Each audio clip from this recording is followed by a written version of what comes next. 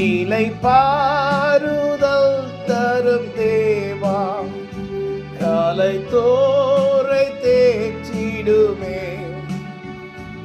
இலை பாருதல் தரும் தேவா, காலை தோரை தேற்றிடுமே.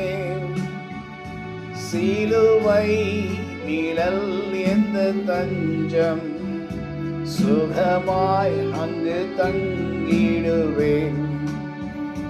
திருப்பாதம் நம்பி வந்தேன், கிருபை நீரை இயேசுவே.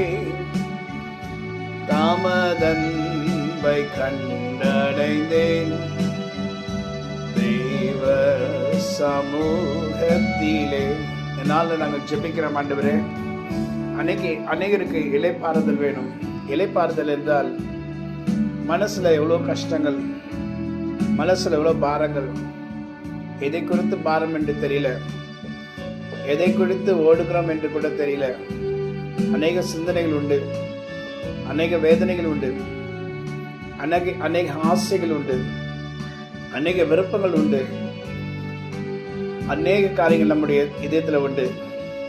முக்கியமாக எல்லாவற்றை காட்டிலும் மனுஷனுக்கு முக்கியமான தேவை இளைப்பாறுதல், சமாதானம். சமாதானத்தை குறிக்கிறது தான் இளைப்பாறுதல். இன்னைக்கு சமாதானம் இல்லாமல், சுகம் இல்லாமல், செழிப்பு இல்லாமல் கஷ்டப்படுகிறவர்கள் அநேகர். அவங்களுக்காக நாங்கள் ஜெபிக்கிறோம். ஆண்டவரே, உம்மை நோக்கி கூப்பிடுகிறோம். இளைப்பாறுதலை தருகிற ஒரே ஆண்டவராகிய கர்த்தர் நீர்தான். ஆண்டவரே, உம்மை நோக்கி நாங்கள் கூப்பிடுகிறோம். இந்த கேட்டுக்கொண்டிருக்கிறவங்க கூட நீங்கள் இளைப்பாறுதலை கொடுக்க வல்லவராக இருக்கிறீர். உங்களால் ஆகும். இது ஒருவர் மாத்திரம்தான் சமாதானத்தை கொடுக்கிற தேவன். அதனால் உம்மை துதிக்கிறோம். ஆமென். உம்மை போற்றுகிறோம்.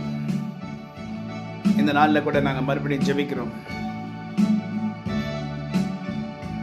இளைப்பாறுதல் தரும் தேவா, காலை தோரை தேற்றிடுமே. இளைப்பாறுதல் தரும் தேவா, கலைத்தோரை கலைத்து போனவங்களை தேற்று ஆண்டவரே. சிலுவை நிழல் எந்த தஞ்சம், சுகமாய் அங்கு தங்கிடுவேன். ஆமென். God bless you. கர்த்தர் நிச்சயமாக நமக்கு இளைப்பாறுதலை தருவார். ஜெபத்தை கர்த்தர் கேட்டார்.